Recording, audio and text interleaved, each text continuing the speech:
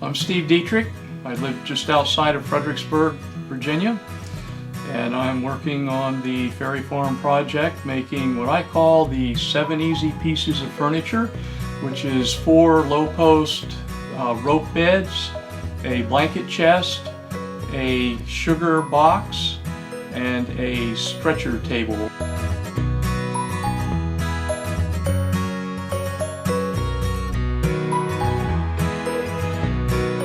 Okay, the blanket chest that I'm copying is a frame and panel blanket chest, and it has what we called raised panels on the front and the sides. You start by planing across the grain, because when you plane across the grain you have a tendency to get tear out on the far edge. This is not bad, that's going to go away when I plane it to that edge. I'll hold the panel down so it doesn't slide on me. On the back edge I had put a scribe mark with a marking gauge like this one. It's got a knife blade in it, about a 3/32 of an inch.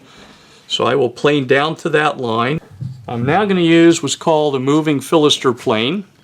It has an adjustment here, and that is set again for 1/8 of an inch.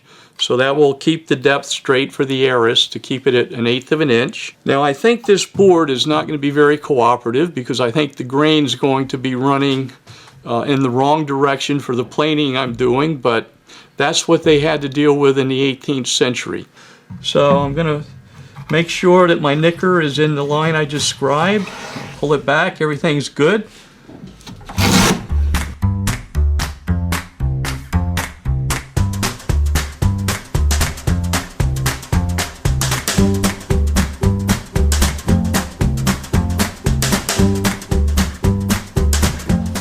So there I am down to 1/8 of an inch.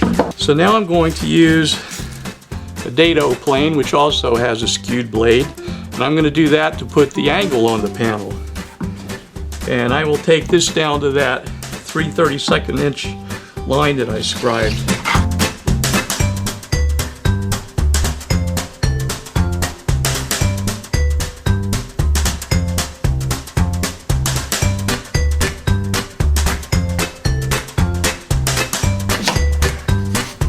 And that's the general idea of how to raise a panel. I'll clean this up a little bit, and these edges right here, I'll have a line that goes straight down from this corner to that corner when I get done working across here.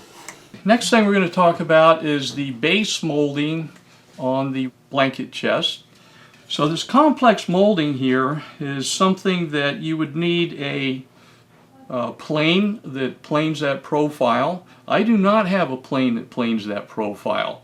There's probably only one plane ever made in the world that planes that profile, and I certainly don't know where it is. So how do I match that profile? I made my own tool. So this hunk of wood here is called a scratch stock. They used them back in the day.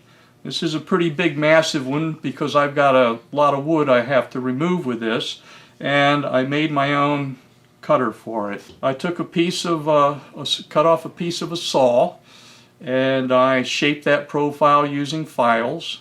So I will put my cutter here, I'll put the shaper here, I'll trace around it with a pencil.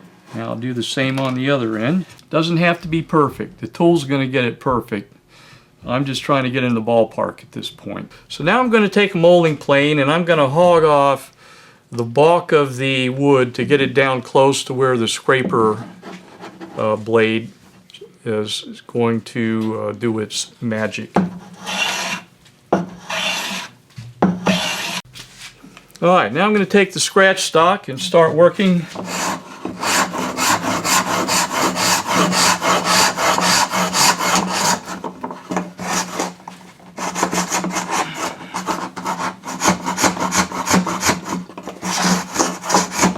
You can see the profile starting to emerge.